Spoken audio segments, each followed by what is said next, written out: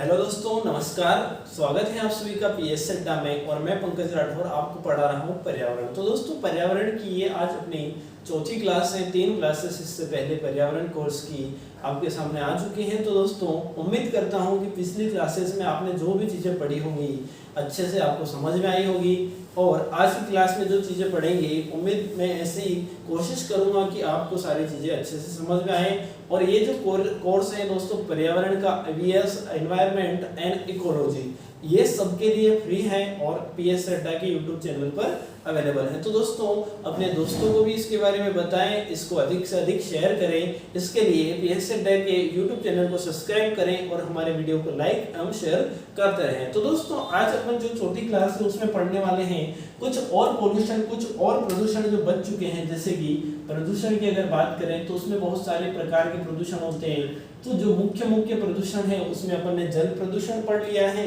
और वायु प्रदूषण पढ़ लिया है। तो आज हम 2 प्रदूषण के बारे में पढ़ेंगे, जिसमें से एक है ध्वनि प्रदूषण। तो सबसे पहले अपन पढ़ेंगे ध्वनि प्रदूषण के बारे में, यानी कि नॉइज पोल्यूशन। इसके बारे में सबसे पहले पढ़ने वाले हैं। तो दोस्तों, क्या होता है नॉइज पोल्यूशन, किस प्रकार से होता है, जो नॉइज है, जो ध्वनि है, उससे प्रदूषण किस प्रकार से होता है।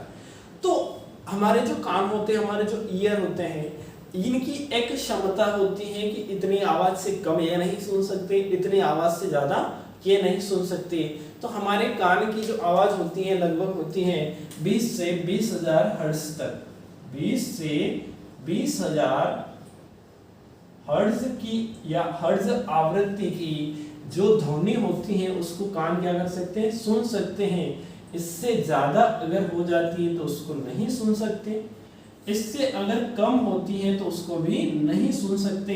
ये एक लिमिटेशन होती है, एक लिमिट होती है कि इतने से इतने के बीच में जो ध्वनि होती है उसकी आवृत्ति इतनी होगी तो अपन क्या कर सकेंगे, सुन सकेंगे। तो ध्वनि में अवांछनीय पदार्थों का या जो वातावरण है उसमें जो नॉइस होना, ध्वनि को प्रदूषित करने का जो काम होता है, असहनीय ध्वनि जिसको अपन कह सकते हैं, क्या कह सकते हैं, असहनीय ध्वनि को ही क्या कहते हैं, ध्वनि प्रदूषण कहते हैं। इसी को क्या कहेंगे, ध्वनि प्रदूषण कहेंगे। असहनीय ध्वनि कहां से हो सकती है, कौन से इसके जो रीजन है, कहां से। जैसे कि ए अगर बात करें, सबसे पहला पॉइंट, तो सबसे पहले जो इंडस्ट्रीज होती हैं, जो उद्योग होते हैं, उसमें क्या चलती है, मशीनें चलती हैं। उद्योग जो होते हैं, उद्योग में क्या होती है, मशीनें होती हैं जो आवाज करती हैं। बहुत सारे प्रकार की मशीनें होती हैं जो चलती हैं, तो क्या करेगी, मशीनें आवाज करेगी। मशीनें जब आवाज करेगी तो उसके कारण क्या होगा, ध्वनि जो होगी, यानी कि जो असहनीय ध्वनि है वो क्या होगी, उत्पन्न होगी। असहनीय ध्वनि उत्पन्न होगी और उस ध्वनि की जो आवृत्ति है, उस ध्वनि की जो आवृत्ति है या तो 20,000 हर्ट्ज से ज्यादा होगी तो वो कैसे हो जाएगी, असहनीय हो जाएगी। जैसे कि कोई एक कंपनी में काम करता है, एक व्यक्ति है, ये किसी कंपनी में काम करता है भाई, एक कंपनी है, इसमें काम करता है। इसमें दिन भर किसी मशीन के पास ये बैठता है या मशीन के पास क्या करता है, काम करता है। तो जब ये दिन भर मशीन के पास काम करेगा और मशीन दिन भर क्या करेगी, चलती रहेगी, तो यहाँ से एक ध्वनि जो होगी ये उत्पन्न होती रहेगी। ये दिन भर अपने जो कान होंगे, इसके जो कान है उसमें इस ध्वनि को ये सुनता रहेगा। और ऐसा 1 दिन, 2 दिन, 4 दिन, 10 दिन, 1 साल, 2 साल, 5 साल या 10 साल तक इसने ऐसा किया तो ये धीरे धीरे क्या हो जाएगा, बहरा हो जाएगा। क्योंकि जो असहनीय ध्वनि है उसका लगातार आपके कानों के पास से गुजरना या आपको सुनाई देना बहरेपन का शिकार आपको बना देगा। तो ये भी एक प्रकार का ध्वनि प्रदूषण है। दूसरा और क्या हो सकता है, और कहां से ध्वनि प्रदूषण जो है उत्पन्न होता है। जैसे कि कोई वाहन है, वाहन चल रहे हैं सड़कों पर, उनका जो हॉर्न होता है वो बजता रहता है, हॉर्न बजाते रहते हैं। बहुत सारे हाईवेज हैं, वहां पर वाहन क्या निकलते रहते हैं और जो वाहन होते हैं उनके कारण भी क्या होता है, ध्वनि प्रदूषण होता है। यानी कि जो परिवहन होता है, वाहन जो होते हैं वाहनों के द्वारा क्या होता है, असहनीय ध्वनि का उत्पन्न होना। और क्या रीजन होते हैं, जैसे कि कुछ डीजे हैं या म्यूजिक है जो लाउड चलाया जा रहा है। कैसे चलाया जा रहा है, लाउड, यानी कि बहुत ही ऊंची आवाज में, तीखी आवाज में इसको चलाया जा रहा है। तो इसके कारण भी क्या होगा, एक असहनीय ध्वनि पैदा होगी और इसके कारण भी बहरेपन का व्यक्ति क्या हो जाएगा, शिकार हो जाएगा। इन सभी के साथ साथ और भी वे सभी माध्यम जहां से क्या होता है, ध्वनि उत्पन्न होती है। जैसे कि कोई सुपरसोनिक मिसाइल, सुपरसोनिक मिसाइल या सोनिक मिसाइल, तो उससे क्या होगी, एक ध्वनि क्या होगी, उत्पन्न होगी। जब वो निकलेगी तो लगभग उससे 120 डेसिबल की ध्वनि क्या होगी, उत्पन्न होगी। और ये बहुत बड़ी, बहुत ज्यादा डेसिबल की ध्वनि होती है जो काफी असहनीय होती है। उसके अलावा जब ज्वालामुखी क्रिया होती है, जब ज्वालामुखी क्रिया होती है या भूकंप की क्रिया होती है, तो जब ज्वालामुखी फूटता है या निकलता है तो उस समय एक धमाका होता है और उस धमाके की जो आवाज होती है काफी लाउड होती है और लगभग उसकी जो आवाज होती है वो 120 डेसिबल से 140 डेसिबल के बीच होती है। ये भी काफी असहनीय ध्वनि होती है। और इस असहनीय ध्वनि जिसे अपन कह रहे हैं, इससे होता क्या है, तो दोस्तों इससे होता है कि चिड़चिड़ापन बढ़ जाता है, हृदय से संबंधित रोग होते हैं या हृदय खराब होता है, हृदय घात भी इससे हो सकता है, हृदय घात, ये सभी जो बीमारियां हैं या बहरापन जो होता है, इन सभी बीमारियां किसके कारण होती है, ध्वनि प्रदूषण के कारण होती है।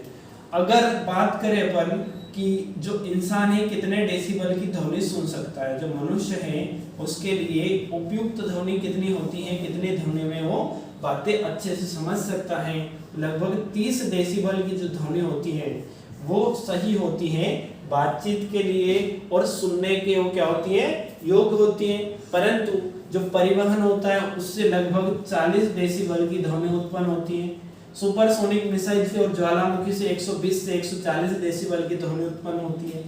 उसके अलावा बात करें उद्योग की, तो उद्योग से लगभग 40 से 70 या 50 से 70 डेसिबल की क्या होती है, ध्वनि उत्पन्न होती है, जो बिल्कुल भी सुनने योग्य नहीं होती हैं। और जब ध्वनि की मात्रा बढ़ती है तो उनसे क्या होता है, इन सभी बीमारियां होती है। इसके अलावा बहरापन जो बीमारी होती है, सुनाई नहीं देने की जो बीमारी हो जाती है, वो भी इन सभी के कारण हो जाती है। तो दोस्तों ये देखा अपन ने ध्वनि प्रदूषण के बारे में। अब देखते हैं अपन कि मृदा प्रदूषण क्या होता है। सोइल पोल्यूशन जो होता है वो क्या होता है और किस प्रकार से होता है।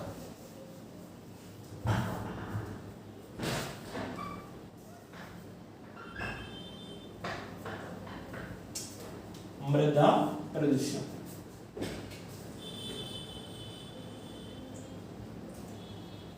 सोइल पोल्यूशन,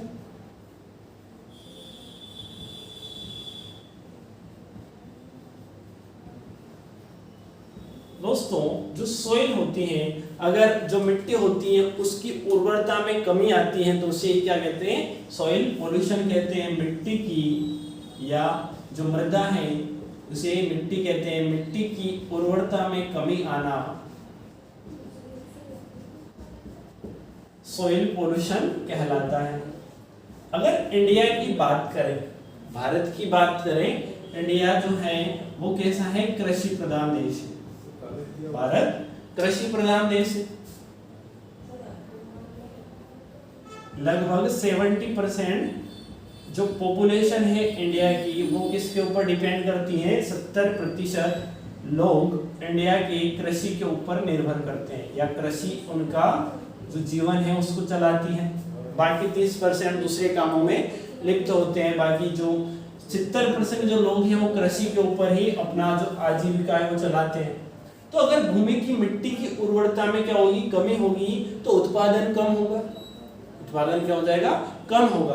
तो किन किन कारणों से मिट्टी जो होती है उसकी उर्वरता में कमी आती है, तो जैसे कि सबसे पहला कारण होता है रसायनों का या केमिकल्स का प्रयोग करना। रसायन का प्रयोग, इसके करने से क्या होता है, भूमि की उर्वरता कुछ समय के लिए तो बढ़ जाती है, परंतु धीरे धीरे उसकी जो फर्टिलिटी है वो कम होती जाती है। उसके अलावा दूसरा जो रीजन होता है, प्लास्टिक पोल्यूशन से भी इसकी उर्वरता में कमी आती है। प्लास्टिक पोल्यूशन यानी कि प्लास्टिक प्रदूषण। अगला जो रीजन होता है वो होता है कि अम्ल वर्षा होने से भी क्या होता है, भूमि की उर्वरता में कमी आती है। या उसके अलावा एक और जो इसका मुख्य कारण होता है कि जो फ्लाई ऐश है, उड़न राख है, उसके अलावा जो कोल है, उसके जलने से जो कण निकलते हैं, जो फ्लाई ऐश निकलती हैं, उसके कारण भी उर्वरता में क्या आती है, कमी आती है। उर्वरता, मिट्टी की जो फर्टिलिटी है वो कम हो जाती है। झूमिंग कृषि से, जो झूमिंग कृषि होती है उसके कारण भी क्या होती है, मिट्टी की उर्वरता धीरे धीरे घटती जाती है। तो जब मिट्टी की उर्वरता घटती है तो यही क्या कहलाता है, मृदा प्रदूषण कहलाता है। तो इंडिया में 1966-67 से पहले उर्वरकों का या रासायनिक खादों का प्रयोग नहीं किया जाता था। ये सभी तो अलग रीजन है। तो रासायनिक खादों का प्रयोग या रासायनिक उर्वरकों का प्रयोग क्यों किया गया इंडिया में और कब से किया गया, उसके बारे में थोड़ा सा देखते हैं। अगर बात करें दोस्तों तो बात है सन 1964-65। भारत में सूखा पड़ा, या भारत में क्या हुआ, सूखा पड़ा। जब भारत में सूखा पड़ा, सूखे की कंडीशन आई और जो पाकिस्तान है 1965 में उसके साथ भारत का युद्ध भी हुआ, तो खाद्य की पूर्ति नहीं हुई या खाद्यान्न जो थे उसकी क्या आ गई, कमी आ गई। खाद्यान्नों की इंडिया में कमी आ गई। जब खाद्यान्नों की कमी आ गई तो इनका उत्पादन बढ़ाना आवश्यक हो गया, या नेक्स्ट ईयर इनका उत्पादन क्या करना हो गया, बढ़ाना आवश्यक हो गया। तो इसके लिए एक नाम था, M.S. स्वामीनाथन नाम के एक व्यक्ति थे।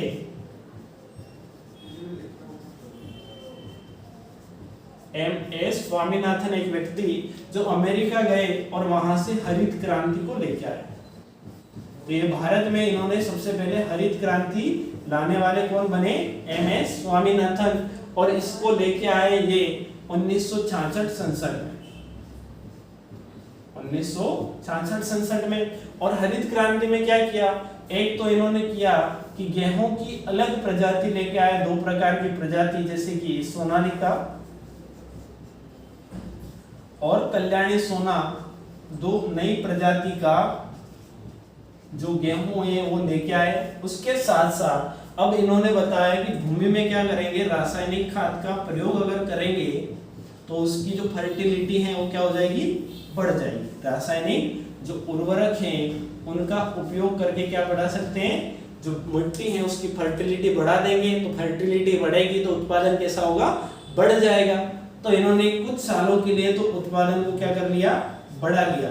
परंतु लगातार रासायनिक खाद के प्रयोग करने से मिट्टी की फर्टिलिटी धीरे धीरे क्या हो गई, समाप्त हो गई। मिट्टी की फर्टिलिटी धीरे धीरे समाप्त हो गई, उर्वरता में काफी कमी आ गई। और सबसे पहले पंजाब जैसे, पंजाब, हरियाणा और उत्तर प्रदेश में हरित क्रांति को लागू किया गया था और वहां की मिट्टी अब सबसे कम उपजाऊ हो गई है, सबसे कम उपजाऊ। तो इसका रीजन क्या है, रासायनिक खाद का प्रयोग करके इन लोगों ने कुछ वर्षों के लिए तो अपना जो फसल उत्पादन था उसको बढ़ा लिया था, परंतु धीरे धीरे भूमि क्या होने लगी, अब बंजर होने लगी, कम उपजाऊ होने लगी। और इसका सबसे बुरा जो इफेक्ट है अब पंजाब में अपने को देखने को मिलता है।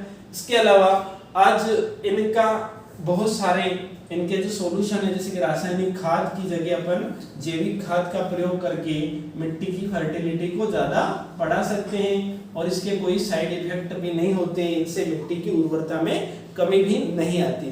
तो दोस्तों उम्मीद करता हूं कि आपने ध्वनि प्रदूषण को और मृदा प्रदूषण को अच्छे से समझा होगा और अच्छे से कुछ ना कुछ नई चीज सीखी होगी। तो दोस्तों थैंक्स फॉर वॉचिंग। वीडियो को अंत तक देखने के लिए बहुत बहुत धन्यवाद।